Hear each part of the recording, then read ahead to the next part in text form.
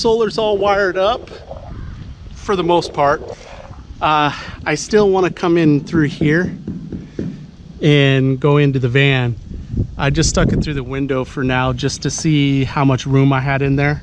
But I absolutely have plenty of cables, so I don't have any issues. I don't even need to be concerned with that. Now I'm gonna go take it for a drive around and see how the cables stay up. You know, I zip tied them up.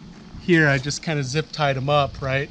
I need to try to get the dent out of the roof of the van that I have, because I'm a bit on the heavy side and I need to see if I could push it out now. All right guys, so I got in most of the stuff that I'm gonna need to finish up with my solar install, and also some of the components to complete the electrical setup that I'm trying to do inside the van build. Okay, so for going into the van, I went ahead and I ordered up a junction box here that I'll be showing you usage of, and then tool wise, to be able to go ahead and make the hole that I'm gonna have to make in the side of the van to go ahead and put the solar into it, I have this guy here, which is a hole cutting bit. So one of the other things that I'm going to be using this junction box here to wire into the van is this guy here, which is a rear view system. I'm going to have this box built on the back of the van off the hitch that I'm going to have my inverter generator inside, some extra water and gas, and a propane tank. Since I'm not going to really have any way to see into the back of the van, because in the windows in the back of the van I'm going to be installing an AC unit and then also a fantastic fan to pull air from the front windows all the way through the van. I have this guy here. It's going to allow me to be able to see when I'm backing up, and especially be able to see where that box is that I'm going to have off the tail. How much juice this guy's going to take on DC. And so that's direct current. Anytime you're dealing with batteries, you're dealing with direct current. When you're dealing with house, that's AC, and you're dealing with alternating current. That's what it stands for. So this apparatus here I have, I started wiring it up and everything. It looks kind of goofy, I know, but this here is going to allow us to be able to know exactly what amount of power it's pulling from the batteries. So this is a shunt, and this is super accurate. So if you look here, according to an oscilloscope, it's almost perfect to it from this video clip you're seeing here. It was able to do that because this thing in the middle right here, it's a perfectly known resistance, because it's a perfect amount of certain materials, certain elements out there. Okay, it's a sort of a chemistry thing, right? And that's going to allow us to know exactly what this guy is drawing thanks to this meter over here and some software. So it's time to go hook it all up. 19 degrees Fahrenheit in the freezer, 37 in the fridge. 12.8 volts is reading here on our fridge. From the readout there, we have it plugged in as 12 volt into our setup here on the Walmart battery. Right now, the fridge is only pulling, it's pulling less than a watt, and it doesn't even, barely registers with amperage, 0.05 amps. So that's basically just running our electronics here.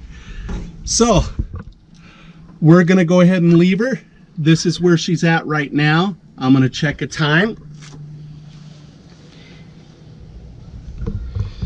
We put her on there at 5:36 p.m. on Friday, July 20th. And we'll leave her on there like that until tomorrow at 5:36 p.m. and we will have a watt hours number to utilize. This is the first time I've been able to get to see what the load it's going to be pulling. So the 12 volt fridge was pulling just under 5 amps and just over 60 watts. 12:11, we started the tests on that fridge at 4:46, if I remember right. So that's just over, about almost 17 and a half hours now. So we're at 483 watt hours that we've utilized to go ahead and be running this fridge. And we're at about 12.42 volts. So I'd say the Walmart battery here probably has about 70%. I would say at least 70% of the battery storage still in it. Now that I got the solar all wired up, I got some stuff that came in finally for being able to actually put this cable in through the van instead of having it stick through my window like this. And what we're going to be using is this junction box, number one. So I've already kind of routed this out a little bit more so my cable can fit in the actual connector as well. And then I have a hole drilled into the back of this guy so that I can go into the van.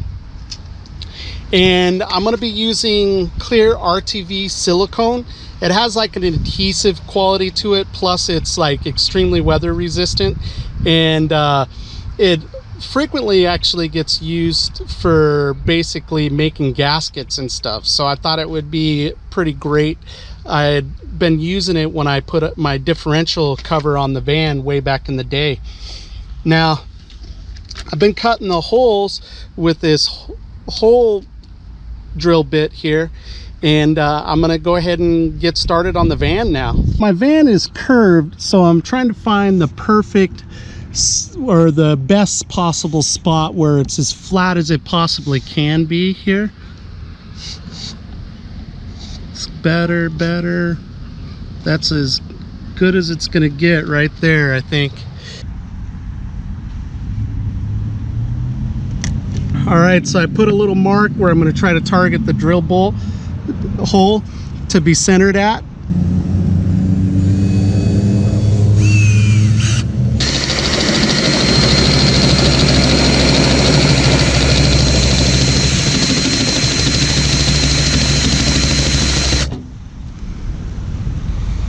It's doing okay. All right, we're getting there. Not quite though, really close. Just need to be able to fit this guy in. Before I go ahead and start doing this, I thought I'd go ahead and kind of give you an idea of what I'm up to here. So what I'm thinking is I'm going to come in through here like this, and then once I get inside there and I have it into the van, then I'm going to come up with a method for sealing this out here. The trouble with that is, however I go about sealing, the difference in this size of hole to the actual cord here, anything could possibly leak. And to take care of that issue, I have it coming into the box lower and going into the van higher, so that I shouldn't have the water that would come in through my entry hole get in here. So I'm going to use our RTV in this space here, after I clean it off, of course, to help seal along these lines in here. Okay, well, I got the box on there and the wire running into it inside the van. Still not sure how I'm going to do the hole there, but I do have two other wires that I want to go in there for a couple other things I'm going to be doing. One is I'm going to be installing a backup camera back here, so I'm going to run the wire down there and along here, connecting it to it and in there. And then I have another deal I'm going to be putting up here. Okay, so we're at 4:46 p.m. on Saturday the 21st, now that we've hit 24 total hours. So the winter fridge freezer, dual fridge freezer combo here, the 62 quart total system, I think it's the FM-62DZ, has pulled 634 watts to run for now 24 hours. Go ahead and let the Walmart battery continue to run that fridge here for just a little bit longer until we hit the 50% mark on the battery charge on it. and see how many hours that turns into that the Walmart battery was able to run that fridge. So I was a little longer than I meant to be, but we're at 6:56. I probably could go just a little bit further, but I mean, we're talking like 51, 52%. I'm gonna let it go because, you know, the temperature is starting to fall off. So this is 12.22 volts at 12.2. The Walmart battery right here, EverStart battery here, is supposed to be at 50% discharge. Well, it's a little lower than it should be here now that we're in the middle of a draw. I'm gonna go ahead and cut it from the battery and say that 718 watts is it. Basically, to have a celebration on the solar install being done, I've gone ahead and come over here to the beach. So I'm on Fiesta Island right now, and I got my stuff all set up here. I'm going to be doing some work too, but I'm using solar power that the line comes in through the side of the van that you saw, and I have it strung out here, right out here, set up on my table. So the Kodiak here is getting a charge from the solar panels, and then it's running my grill right now, cooking myself up some yummy steaks. Got a pretty good draw going on it, actually, about 1,000 watts from the battery. And when I ran this, it's about 850 watts to the actual plug is what it runs on. Let's flip them over, see what we look like. It smells so good. Now the grill is called a smokeless grill, but it's not 100% smokeless. I mean, you still get some smoke. Okay, so the grill's not pulling all of that power. I forgot that I still had the fridge rocking and rolling. It clicked on a second ago. Oh, and I got my phone charging. Those are fairly thin ribeyes, so pretty sure they're already done. I'm gonna go ahead and shut this guy down. Power off. We'll go ahead and check here, see how much power it took to cook up these steaks. 250 watt hours. So I could have cooked those steaks 3 times. Grub one at a time so that I don't have to worry about it cooling off on me, getting cold. Oh, that looks so good.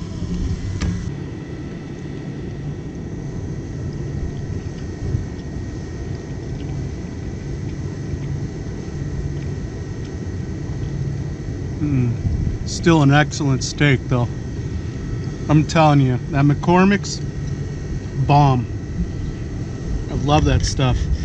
Let me know if you guys have ever had that McCormick's.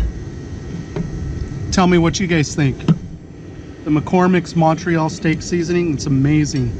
And maybe you could comment below and let me know if there's any others that you guys like that I can try out.